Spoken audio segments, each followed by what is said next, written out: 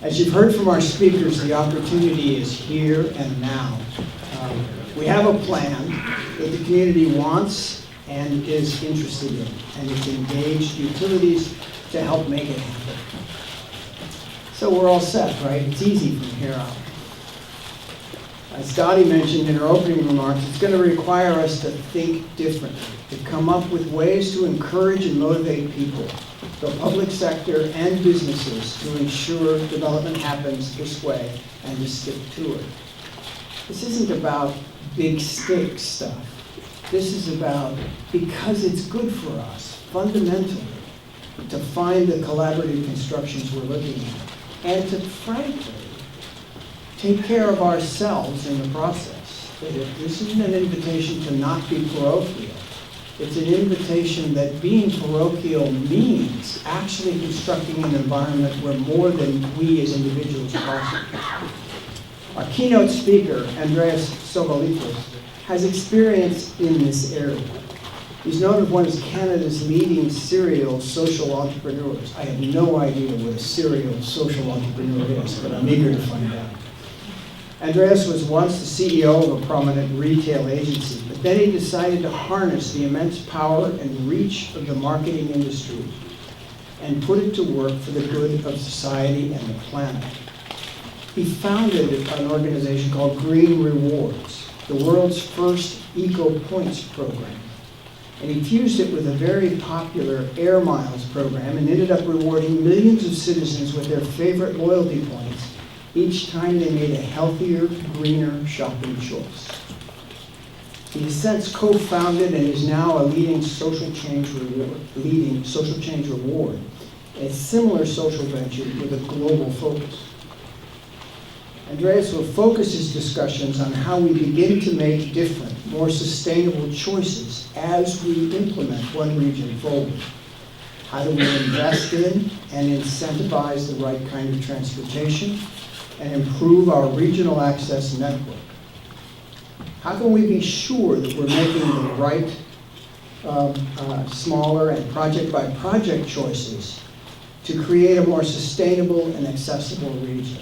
In short, how do we think both individually and collectively at the same time? The term I like of art I like a lot is citizen, because it immediately implies the individual and the collective. You don't make choices between one or the other. You're recognizing they are part of the same body. With that, let me introduce Andreas Souvaliotis. Andreas.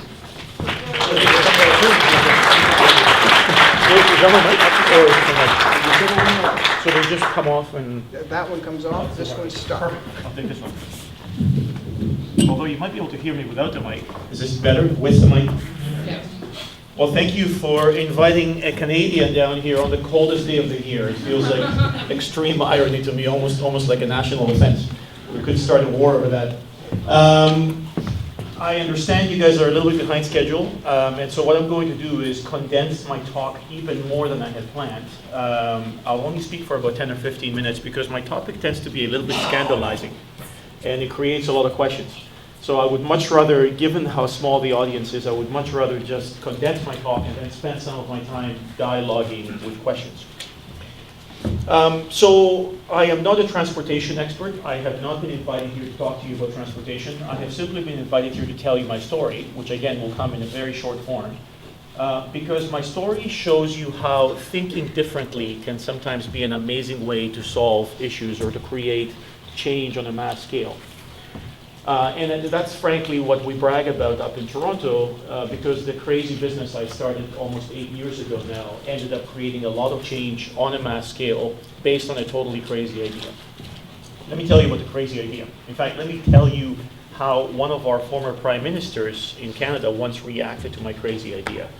I was having breakfast with him. He's an elderly man now. He was the prime minister of our country 35 years ago. I happened to be having breakfast with him, and I happened to share my idea before I did anything about it.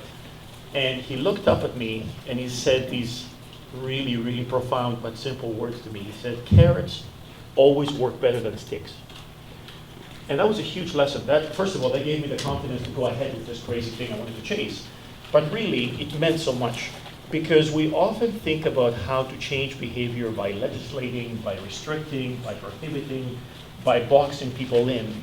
But we forget that our lives are full of incentive opportunities. We have so much at our disposal that we can use to change the behavior of people, from rewarding them for driving the right car or for not driving their car, to rewarding them for paying their taxes on time. The nudge theory, which has now become a huge thing both in your country and in ours, which is all about nudging people in tiny, tiny increments towards better decisions. The best way to nudge people is through incentives. And the incentive opportunities in front of us are huge. My country, and to a slightly lesser extent your country, is defined by people's incredible appetite for points. Consumers in Canada are mad about collecting points. Collecting points where they shop, collecting points through their credit cards, collecting points through their airline or through hotels. Everybody has this points mania in our country. And again, it's not much less here, but it's truly profound in Canada. For some mysterious reason, Canada is the #1 points addicted society on the planet. And I'm from that industry. I grew up in the points industry. I used to run for-profit businesses in that space, and I know the industry well. Well, 8 years ago, when your former vice president, Al Gore, had come up with all the movie and the story around climate change, and I happened to be a climate geek and I understood that climate change was going to be a real game changer for consumers, the opportunistic side of my brain thought, why not create a new kind of points program that would actually reward consumers only when they behave responsibly? Why not give them green points when they make green decisions? In a society that is so hooked on points, I thought that would work really well. Well, it turns out the idea was so enticing to so many people that not only did I attract a whole bunch of really aggressive investors who made it become a national conversation very quickly, but within a year and a half, I had attracted an amazing buyer. The largest loyalty points provider in North America stepped in and bought my business. And it was incredible. For me, it was an unbelievable moment because all of a sudden, I went from being the entrepreneur to being a divisional president in the largest loyalty points program on the continent, with tens of millions of consumers available to me for me to influence in any direction I wanted. So if I wanted to get them to buy more organic products at the hardware store, I could do that by dangling more points in front of them. If I wanted them to stop receiving paper bills from their credit card provider and switch to electronic bills, I could do that. And on and on and on. So as that journey, as the bigger corporate journey with my green points began, a whole bunch of beautiful surprises hit me. Surprise number one, as we were thinking about creating more and more visible examples of how the corporation itself, this big points provider, was a really green company, instead of doing the traditional stuff that other corporations at the time were doing, like buying carbon offsets or making themselves look sustainable and making themselves pretend to be green, we thought, why don't we just walk the talk? Why don't we use all of our incentives expertise to actually influence the behavior of our own employees?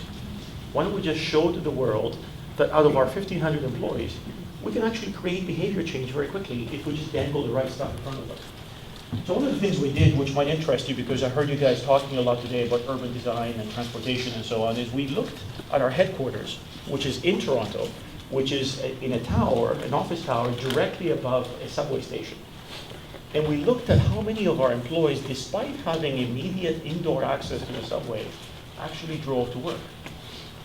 And we found out that the only reason they drove to work was not because they liked their cars or because they liked driving to work, but because they wanted to feel safe enough to have access to a car during the day in case they had to run an errand or in case they had to actually go see a client. So they just wanted the access to the car as opposed to the delightfully painful commute. Toronto is one of the worst commuting cities in the continent, by the way. So it wasn't the delightful commute that drove them to take their car to work, it was having access to a car. And we thought, you know what, that's such an easy behavior for us to modify. All we had to do was do a partnership deal with one of these car sharing companies like Zipcar that you have here, install a whole bunch of their cars under our office, make those cars available to our employees at any time, for any reason, for free, no questions asked. And all of a sudden, people stopped driving to work because they knew that if they ever needed a car during the day, there was always a car there. That's all it took. So that was surprise number one. We thought, wow, you can change behavior in significant numbers through really simple decisions. Surprise number two, we were looking at the points program we ran, which is called Air Miles. It's a huge loyalty program across Canada. It covers 70% of the households in our country. And we were thinking, how do we actually change the reward side of it? How do we give people, as they earn more and more air miles by being green, how do we also give them some opportunities to redeem those air miles for greener things, for better ideas? Well, believe it or not, that was the first time in the history of loyalty points in the world that the chasm between government and private sector was crossed. Because we got a call from the city of Edmonton, which ironically happens to be the one Canadian city that's the closest to the tar sands. And yet we got a call from the mayor's office in that city saying, why can't you guys allow our citizens to redeem their air miles for free transit passes? So instead of redeeming for a flight to Cuba or a vacation somewhere else in the tropics, why not redeem for a monthly bus pass? It was such a simple idea, and frankly, I felt a little bit embarrassed that they thought of it before we did. But it was an amazing, amazing opportunity for us to say, hey, this is the right thing for you to do with your points. You can still redeem them for a tropical trip once in a while, but you can also send your kid to university with a free transit pass. And so that began a whole bunch of other conversations. First of all, once Edmonton did it, every city in Canada called us up and did the same thing. And by today, in just about every major city in Canada, you can redeem your air miles for a transit pass, which is so cool. And the process is super simple, by the way. You go on the website of your points program, you redeem, they mail you a transit pass. It shows up in the mail before the start of the month. Everything works great. But once we did that, then bigger conversations with government began. Government agencies started calling us and saying, no, let's not just focus on the burn side of points, on how to burn points. Let's focus on the earn side. Let us, the government, give consumers more points for making the right decisions, instead of just simply trying to advertise those decisions, wasting money on advertising, or instead of simply legislating those decisions. So instead of trying to force our citizens to take more public transit, why not give them points when they do take public transit? There's a city on the other side of Canada called St. John's in Newfoundland, which became the first city in the world that gives you points every single time you ride the bus. And it was totally simple. They have a smart card for their transit system. So all you have to do is tap your smart card as you get on the bus, and an air mile goes into your account. Profound behavior change based on that, because of course, every one of those bus passengers happens to be a chaser of points. So the same reason why we choose an airline all the time, because it gives us more frequent flyer miles, the exact same logic applied to taking the bus. The city of Toronto, where I live, ran an incentive 3 summers ago, I think it was, to reward people for buying not monthly but annual transit passes. They have this beautiful product which is an annual transit pass that nobody buys because nobody knows about it. And it's a great deal. It's a beautiful deal because it's actually a discounted pass if you buy it for the whole year. It's great for you as a citizen, but it's also great for the city because they then have more predictable revenues and they understand exactly how many people are committed to transit and they can plan accordingly. Well, remarkably, nobody buys those things. And so the city called us up and said, now that you guys are doing all these cool things with your points, could we give Torontonians points for buying annual transit passes? Unbelievably, in 1 month, we increased their sales by 57% in just 1 month. That tells you how crazy Canadians are about their points. And it just kept going from there. And I don't want to stand here and tell you just about transit and transportation because our successes were in all kinds of areas of social change. We had some fantastic results in the area of energy conservation. All the energy conservation utilities across Canada started phoning us and saying, could you give them points just for taking a survey or just for buying the right light bulbs at the grocery store? And again, in every single case, we would see results that government agencies had never seen before. We became known, by the way, as the cost savers for governments. Because even though they had to buy our points to give them to the population, in reality, they were spending a lot less buying our points than they used to spend before, plastering billboards of advertising all over their cities, trying to convince us to turn off the lights or take more public transit or recycle our garbage. So the results were superb every single time. And I'll close with the biggest surprise that happened in my career, which is somewhat tangential to your topic today. after we did all these great things with government agencies on the environmental file and got so many more Canadians to take public transit or to bike to work or to conserve electricity and so on, we had an incredible surprise one day when the Ministry of Health from one of our western provinces called up and said, what is wrong with us? Why can't you work with us as well? Why are you only working with the environmental people? Don't you realize that health is an even bigger file for government, an even more critical file, and frankly, a file that has a lot more money in it? The exact same principles that apply to modifying the behavior of citizens when it comes to the environment apply to modifying all of our behaviors when it comes to healthy living. If you dangle a few more points in front of citizens anywhere in the world, every time they buy healthier food, or every time they show up at the gym, or every time they take a simple quiz to understand what could be a risk factor for their health, you'll see significant behavior modification. So in the summer of 2011, 3.5 years ago, we ran the world's first ever healthy eating incentive across an entire jurisdiction, across all of British Columbia, which is about 5.5 million people. And the results were so stunning that we almost put some of the grocery supply of fresh produce at risk. All we did is give citizens a lot of extra points for buying fresh produce at the grocery store. It couldn't be any simpler than that. And people just flocked. It was just remarkable what happened. It was truly amazing. So after that happened, every other health jurisdiction in our country began to call, of course, with every idea you could possibly imagine, from smoking cessation programs, to gym frequency programs, to flu shots, to anything you could imagine. Any small decision where the appearance of a small incentive would actually change behavior on a mass scale became something we could try. And as you heard during the introduction, my new business is essentially taking all of those ideas now on a global scale and modernizing them to the extent that they can actually live on people's phones as an app. So you can now reward people through their phones every time they show up at the gym, or they make one of these decisions, or take a little quiz on their phones, or believe it or not, for something as simple as reading a healthy living recipe on their phones. So that's really my story. I don't think I've ever told it in fewer minutes than I have today. I was trying to be respectful of the fact that you guys have to go home at some point, but also because it's a fairly unusual story, and it does provoke a lot of questions. And so I wanted to leave plenty of time for you guys to ask me as challenging and as difficult a question as you want.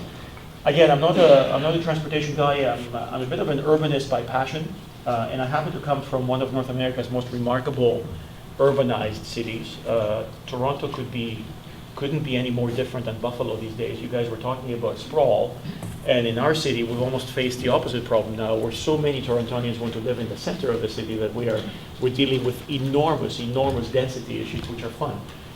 So I'm also happy to talk to you about that and about what's going on up north, but any question is fair game, and the tougher the better. I see a hand back there already. I recently took a class, an environmental science class, and I studied Toronto, the greening of Toronto, with regards to water quality and the cost of water runoff going into sewer systems and all the things that the city is doing with like green roofs as well and downfall disconnection. I was just wondering, the climates are too different.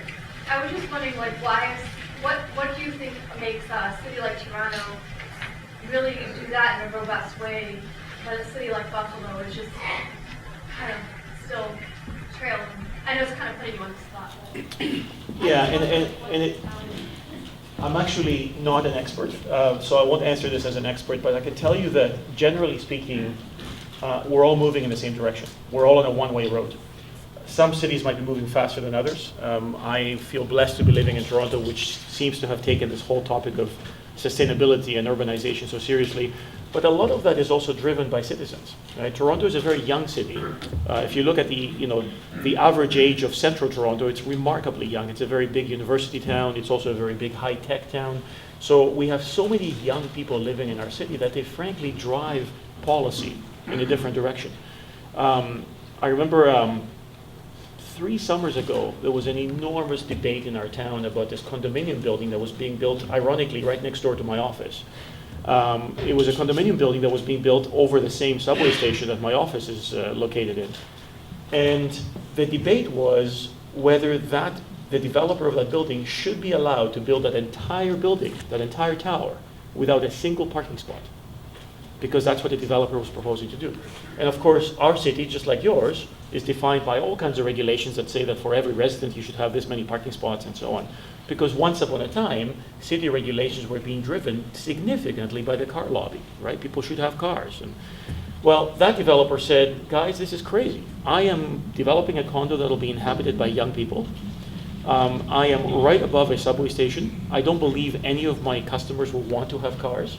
And frankly, I'm willing to be a little bit of a change agent by forcing that a little bit and saying there will be no cars at all in the building. There will be some shared cars, some zip cars, for the occasional time that somebody may need a car. But this will be fine. Well, the debate raged at City Hall for a year. And in the end, of course, the modern thinking prevailed because ours happens to be a fairly young city. And City Hall allowed that building to be built a new way. And now it's becoming part of a new trend, right? But it shows you how it's a bit of it's a citizen-driven thing, right? Regulations are there to be changed over time. Thank you. Let's get a microphone. To drive change, having some, new economic models makes sense. Your idea is great. How do you see the piece of the economics piece working, where you're taking public funding and you're using it to sort of support new and better technologies? How does that decision-making occur? It's a win-win-win-win, frankly. And I use the word 4 times on purpose because, first of all, the client, if you want to think of them that way, which is the government agency that is trying to promote that behavior shift, wins in the sense that they're actually spending less money through a new economic model than they did through the old models. The old models, all over the world, not just in our country and yours, but everywhere in the world, the old behavior change models, especially from government, involved only one avenue, and that was advertising.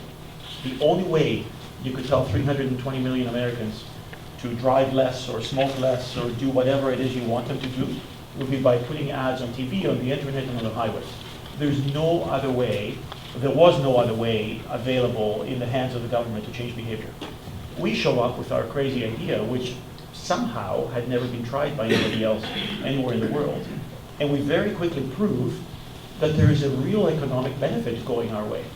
I'll tell you an example that may stun you, and I'm only now finally allowed to speak about it. For the first couple of years, it was actually a taboo topic because it made our government look so inefficient before my days. We did the first ever energy conservation incentive we ran in Canada was in Ontario, in the province right next door to here, which is a fairly large province with a large population. We took an existing conservation program that the government had run previously based on advertising alone, and we switched it to using points as the incentive. Their cost savings per citizen, if you can believe this, were 97%. So for every $1 they used to spend convincing you or me to turn off the lights, they only had to spend 3 cents after we switched them from advertising to points. So the economic benefit is remarkable. It's not an expense, it's actually a savings. The benefit to us is that we sell more points.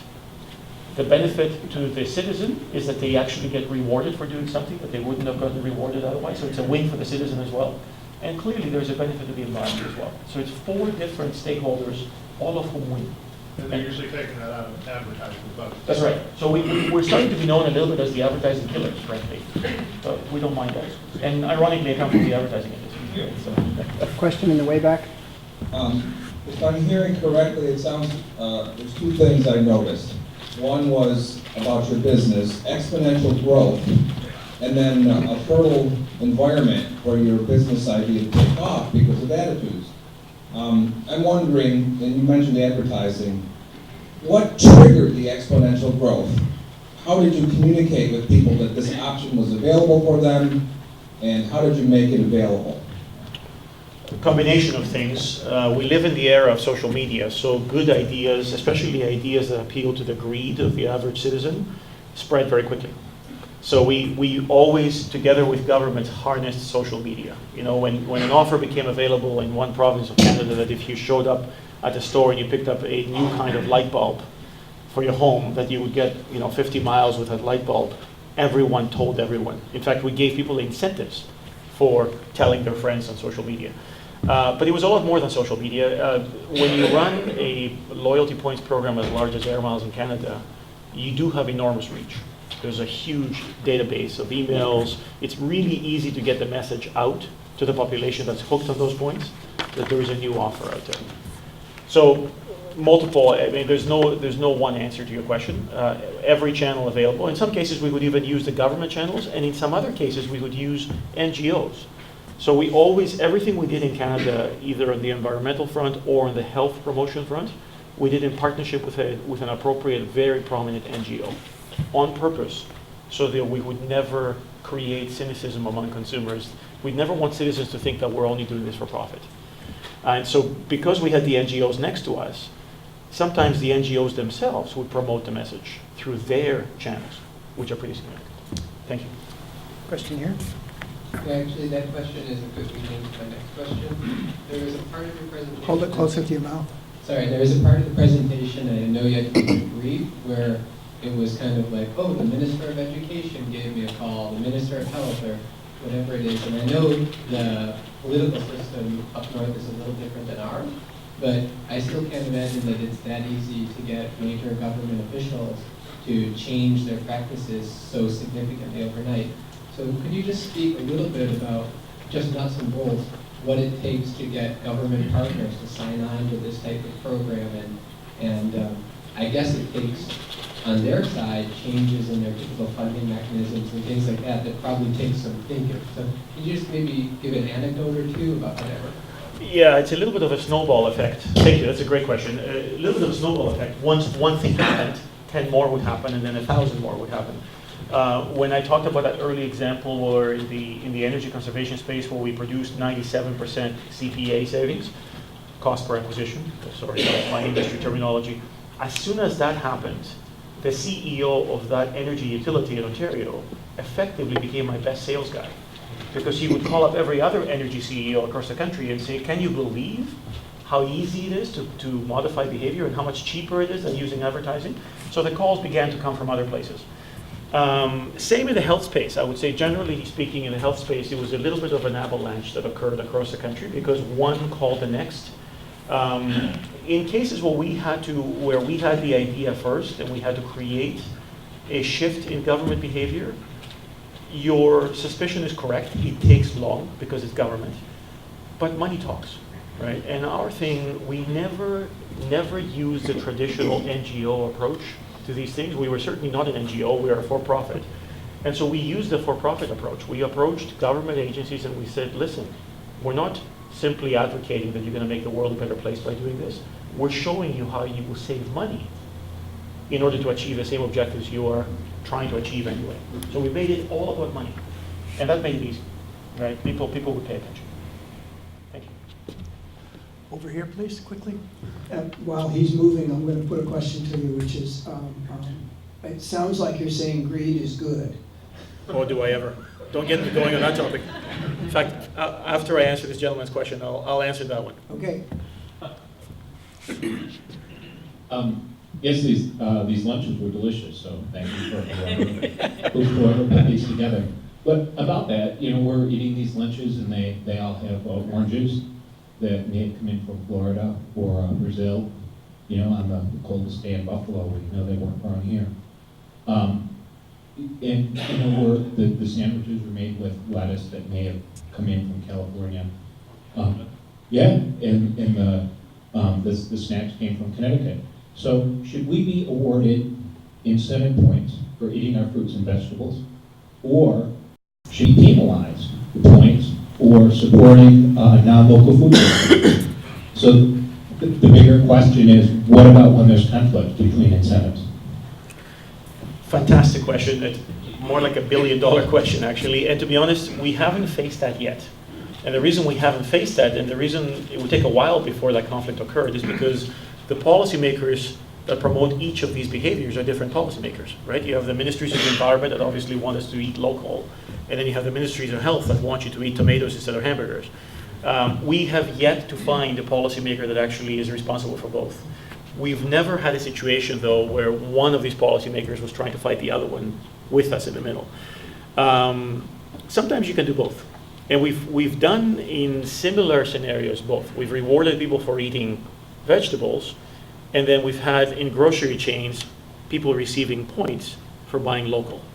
And you can almost overlap the two, right? There's certainly such a thing as local tomatoes or locally grown tomatoes in a greenhouse in Buffalo, I guess.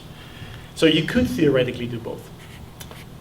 I am dying to answer your question, though, but great. Oh, please do. Because in the early years, this whole crazy journey I described started 8 years ago. And in the early years, a whole bunch of the environmentalists in Canada, some of you may know our most famous environmentalist, whose name is David Suzuki. David Suzuki used to think back in 07, 08 that I must be the Antichrist, because I was running around talking about climate change, talking about how genuinely I believed that we had to do something about climate change. And yet I was finding ways to make money out of that topic. And over time, he's come around, he's become a friend.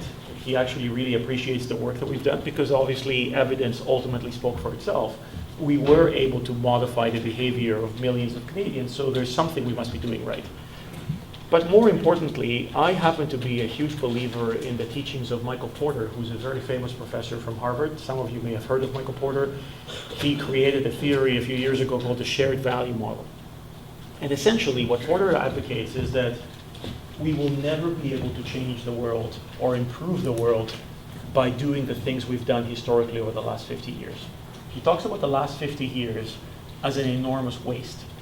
Because what we did 50 years ago, or 50 or 60 years ago, we decided that the world was in trouble in a bunch of ways, environmentally and in terms of health and so on, mostly because of the unchecked profit of corporations like the ones I've ran in the past. So what we did 60 years ago is we said, you know what, those corporations are so bad, they're hurting the world so badly, that we need to create a whole bunch of really powerful NGOs to keep corporations in check.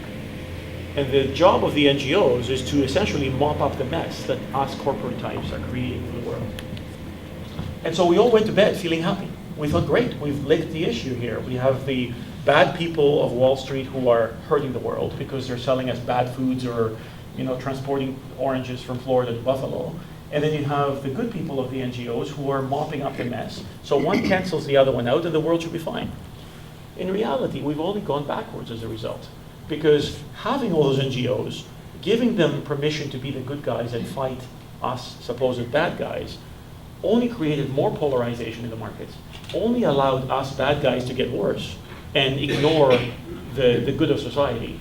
And it kind of became this horrible thing where we ended up with runaway climate change, with runaway obesity, and name it, all these other social challenges that we're now trying to fix.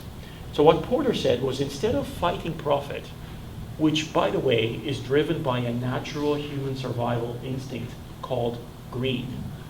Instead of fighting greed, why don't we harness greed?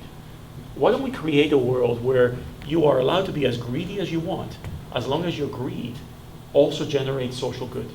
So essentially, his model says, go away, make lots of money, make as much money as you can.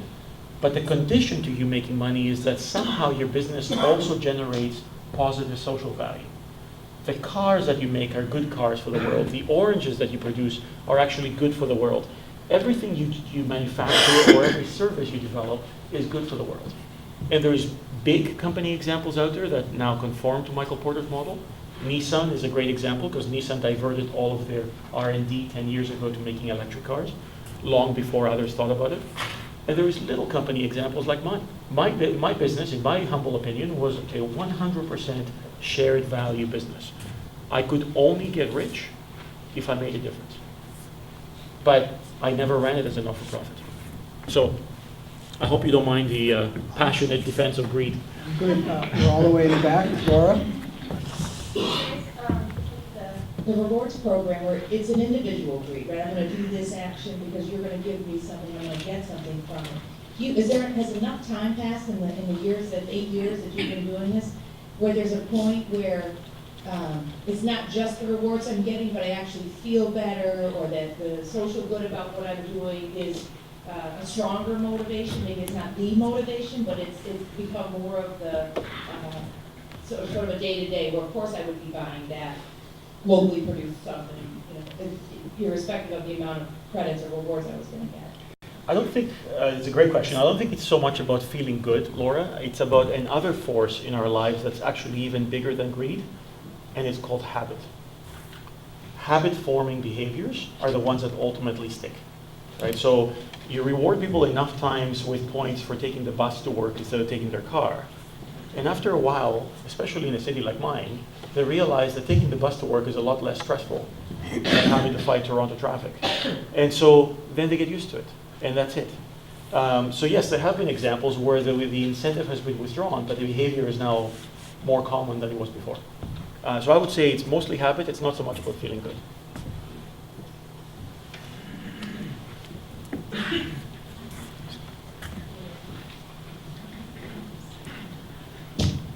Thank you. Are you familiar with any model for a region like ours, One United Buffalo, that the people that manufacture or provide services have some type of a system where they are incentivized by dealing regionally with other people in the region? I mean, for example, one of my companies does investigations and surveillance. I'm competing with people that national companies shoot all over. Right. Okay? Is there some place that you know of where if you buy regionally, there is some type of an incentive thing among a community of players and that are perhaps geographically defined that have incentivized you by working with somebody else in your own region? Unfortunately not, because my space is consumer incentives. Okay. Right? My expertise is the consumer's incentives. And we've been approached often about the idea of actually doing something similar in the corporate space, B2B incentives. Trouble is, the reason points work so well for me and for you every time we fly or shop or spend on our credit card is because in reality points have no cash value, right? They have this fuzzy relationship to cash. You can never really tell me exactly how many cents each of your frequent flyer miles is worth. And so because of that fuzzy relationship, points are extremely powerful, more powerful than cash as incentives. The moment you try to do that in business, the only thing that matters to your CFO is the bottom line. And so it would have to be cash incentives, which tend to be more expensive, and frankly, not in my area of expertise. Well, if we're looking at a couple of big projects, a couple of big power projects in the area, could let's say a regional energy company provide the structure because you're using their commodity, okay? And if you use B company, A company use B company, okay? They might get a little bit of an incentive somehow, and then ultimately somehow that would be somehow paid by the electric company, but in the future, their companies would do better because they're getting more business. Understand. Use more energy. Totally understand. And again, it's more of a CFO topic than it is a consumer incentives expert topic, and that's why I'm avoiding it. So. Okay. All the way in the back?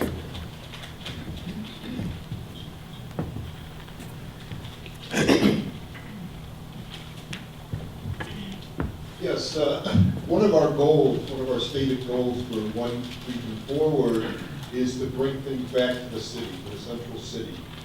I was wondering if you could speak about how the Ontario Greenbelt might have had that effect in Toronto. Yes, I'm not sure how many of you are familiar with the Ontario Greenbelt, and again, I'm not an expert, I just happen to be a resident of that great city. They formed this green belt around the city that became essentially the border, the boundary. The greater city could not grow beyond the green belt, which was a very daring experiment. It was done, I think, about 15 years ago. And so essentially what it did is it capped the geographic growth of the city, but it by no means capped the population growth of the city. Our city is booming population-wise. We're just scraping against 6 million now and continuing to grow at an alarming rate, almost alarming rate. So that obviously started to drive more and more density towards the center of the city. But I think the other factor that drove density even faster is the average age of our citizens. We're a young city and becoming younger over time because more and more young people from the rest of the country actually wanted to come to live in Toronto because it's a bit of a high-tech mecca. And young people today, I see this as a 21st century trend.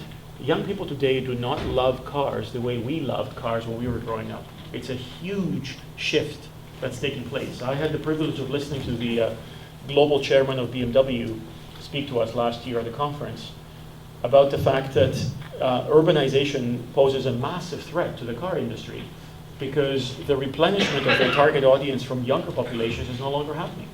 In the more sophisticated cities of the world, like Tokyo, for instance, 80% of adults under the age of 25, 80% do not even have a driver's license.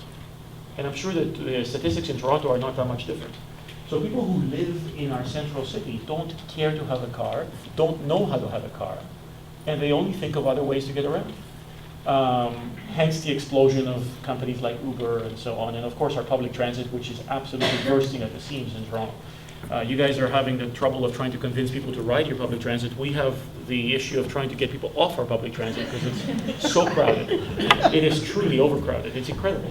And so, but that urbanization, I think, is a generational thing. I think it will continue. It becomes a little bit of a wave. I think you'll see it eventually happening here in Buffalo as well. And frankly, we in Toronto, those of us who own real estate in central Toronto love it because the hottest real estate in the city is the absolute core. You know, people are competing with each other about how close to the absolute core of the city they could buy. And land is worth a fortune. There's all these newspaper articles in Toronto now referring to the whole situation as the Manhattanization effect. Toronto is becoming kind of like Manhattan. But again, I'm not saying this to brag about our city. I think it's coming to every city near you because it's the 21st century. The 20th century was the century of the car, of the suburban mall, and the freeway. The 21st century, the world woke up to the fact that that was a completely unsustainable, unhealthy way of life, and it's done. Young people will never go backwards. Ladies and gentlemen, let's thank Andreas for terrific.